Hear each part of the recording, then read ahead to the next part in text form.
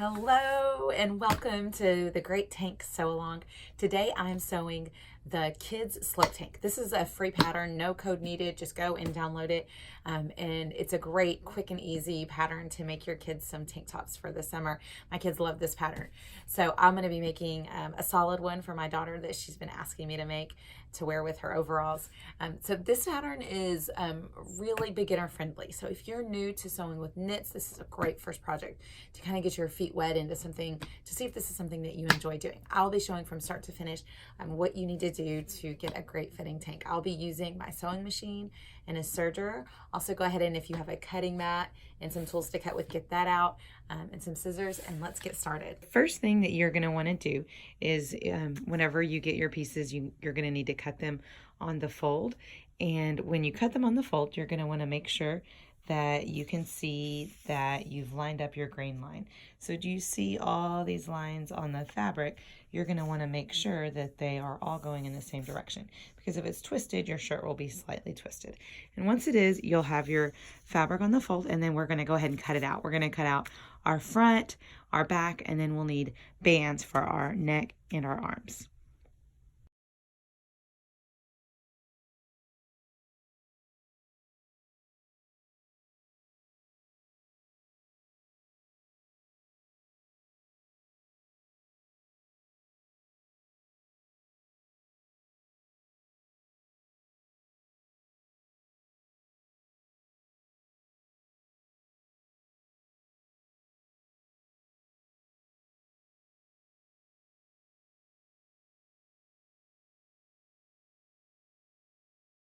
Now that you have your pieces cut out, you're going to take your front and your back, and we're going to put them right sides together.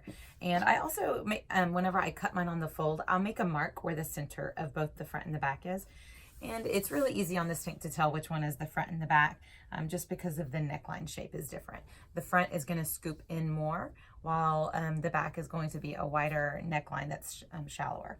Okay, so now you're going to determine which one is the right side of your fabric. The right side of your fabric is going to be the one that is pretty. If you have a print, then you're going to have the print on the right side. And then if you don't, then you can kind of tell the difference on the wrong and the right side, because there's the prominent ridges on the correct side of the fabric. So we're going to put both of those together, right sides facing, and we're going to line up our shoulder points. So you're going to get both where the shoulders meet, and you're going to put those together. And then you're going to sew with a 3/8 inch seam allowance across both of these shoulders. And if you're using your regular sewing machine, you'll just want to make sure you use a stretch stitch. Otherwise, if you have a serger, please use that. And then after we're finished with our shoulder seams, then we're going to go on to our side seams. And I like to, when I sew my side seams, to go in the exact same direction on both sides. So if I start at the bottom, then I'll go up the bottom on both sides. Or I usually start though at the arm side, the bottom of the arm side, and I start right here and go down on both. And once we have our side seams and our shoulder seams in, then I'll be right back with how to put on your bands.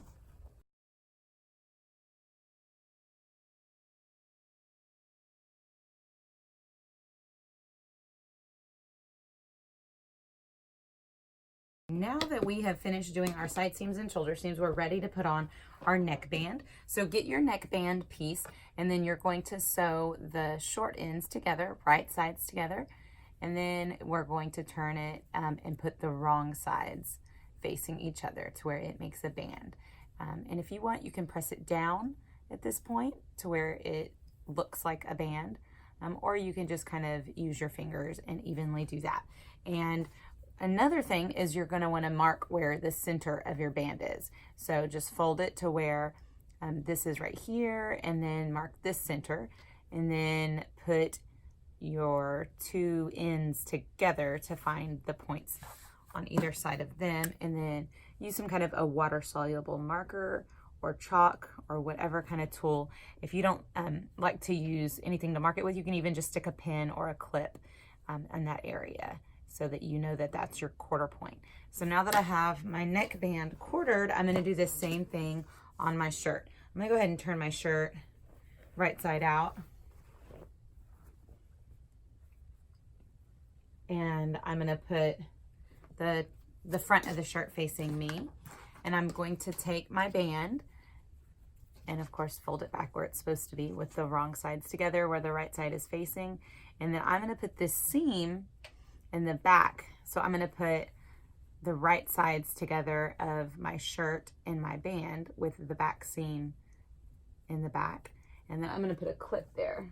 So I like to use clips, whichever way you like to use to hold your stuff together. So get your clip and put a clip there. And then you're going to find, I'm going to put my front and my back together like this.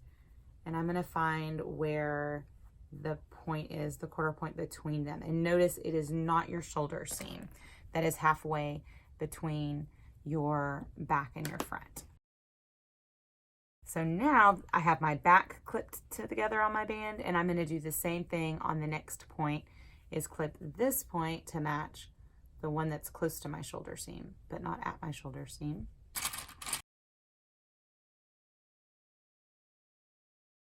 So now I have my neckband clipped on, and I am going to sew. I'll sew with the band facing up, and when you sew, you're going to need to stretch this band to fit that neckline, but make sure that you're not stretching that neckline, but that you're only giving a tug to this band.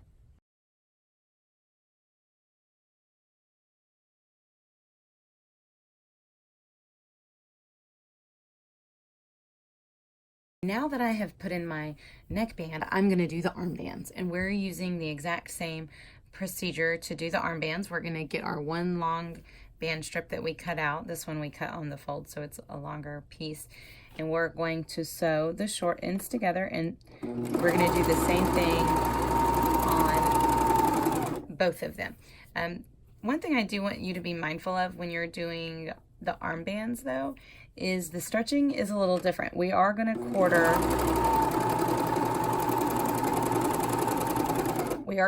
it the same way we did, but we're going to try and apply less stretch when we're going through the shoulder area, which is like, so on the tank top, this part right here, if you stretch this too much, it'll cause bunching right there. So what we want a lot more stretching on the underarm so it conforms to the body up. But I still go ahead and quarter it just so that I can kind of get an even stretch. So is how I quarter it is I start at my bottom of the arm side, and I just match up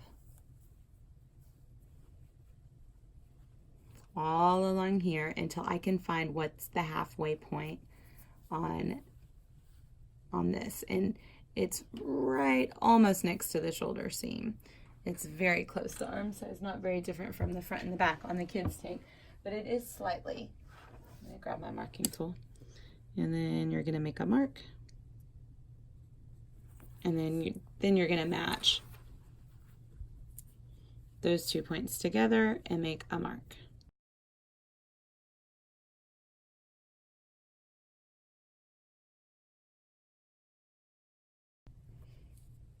Okay, so now that my band is sewn, I'm going to put the seam where I connected the band, I'm going to line it up with this seam, the armhole, the bottom of the armhole seam, and I'm going to put a clip there. And then I'm not really going to go through and clip all the other ones, because remember how I told you that I'm not really applying as much stretch in different areas like I did on the neckband. I know that a lot of the instructions tell you to quarter it, but I've just found that it works so much better if I've stretched it more through the bottom of the armhole than at the top of the armhole. The top of the armhole needs much less stretch than the bottom needs. But I still kind of need it, these quarter points, just to kind of serve as guides, so I have an idea of the space that I need the armhole to go, the armband to fit to on the armhole. So I went ahead and just marked the top one. So it looks like this right now. And as soon as you see that you've caught the band in your serge seam, you're going to want to start stretching. If you stretch before that, you'll pull the band out. And you're making sure that you're lining up all 3 raw edges as clear as you can. See, and I'm going to notice, see, that I'm not matching up these points. So the first part I'm getting, I've stretched this band more, so I'm actually going past my first quarter point, which is good, because then that means I don't have to stretch it as much to get to the shoulder one, because the shoulder one I do want to match up. See, and I don't have now as much to stretch to get to the shoulder, but just a little bit. And I'm doing that on purpose because I don't want bunching on my tank.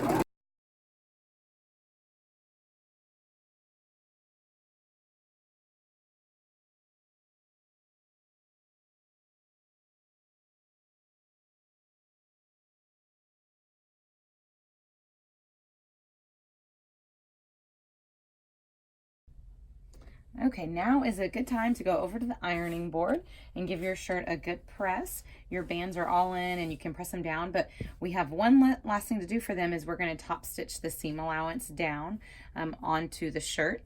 And we're going to do that on all three, and then any markings you can get out with your water soluble. And then we're also going to hem. So to hem, you're going to fold under. It's if you can get someone to try it on and see how much you need to hem it, you can do that. Otherwise, you can go ahead and use the hem allowance included in the pattern, which I believe is 5/8. I could be wrong. On this one, I'm going to hem it an inch because that's what she needs. So I have my little hem guide, and then I'm just going to iron it down.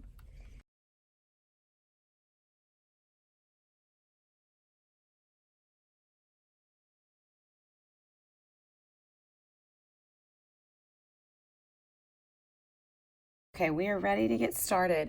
I have my twin needle threaded. I just threaded my machine like normal, except I have 2 threads. So you should have an extra spool holder on your machine. And then I just make a bobbin with the same color thread for that. And then I set my tension up higher. The highest my machine will go is 9, so I set mine between 9 and 8.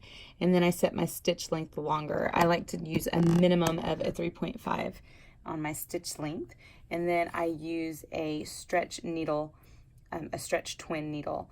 And I like the ones that are narrower. I feel like when you use a twin needle that is farther apart, that you can get more tunneling. Tunneling means like the fabric bunches up between your stitch lines. And I'm just sewing right over the edge of the fabric.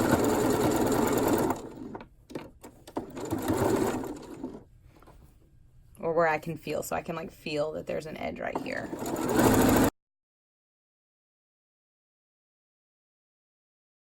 So now we are going to be top stitching our bands down, and we're going to be having this seam allowance attached to the shirt. So I'm just going to take my twin needle and I'm going to sew all along this edge right here using the same settings I talked about before.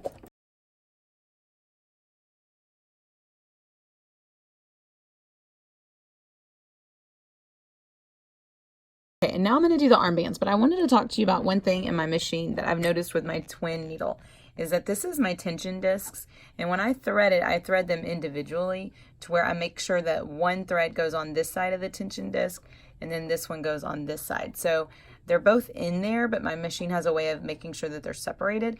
I've noticed whenever I've accidentally gotten them both on the same side before that it'll like shred the thread. So I will sew for like a few inches, and all of a sudden I notice one of my threads is getting shredded, and that's usually the culprit on that. And then the rest, they're just evenly threaded until I get to my needle, and then I separate them right at the, I guess this is called like the needle shank or shaft or something like that. So I'll make sure one thread goes in, the one that went through the left side of up here, then I'll make sure it goes in through the left side down here, and then the other one on the right, and then thread the needle. Okay, so now all I have left to do is finish those armbands and give my shirt a good steam, and then we will be finished.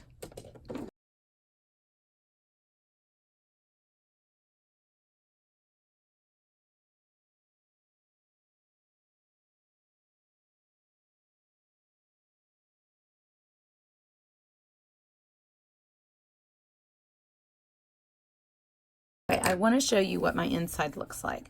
So this is what the inside looks like on where I top stitch the bands. It's really nice and pretty. And then on the bottom where I hemmed, this is what my inside looks like.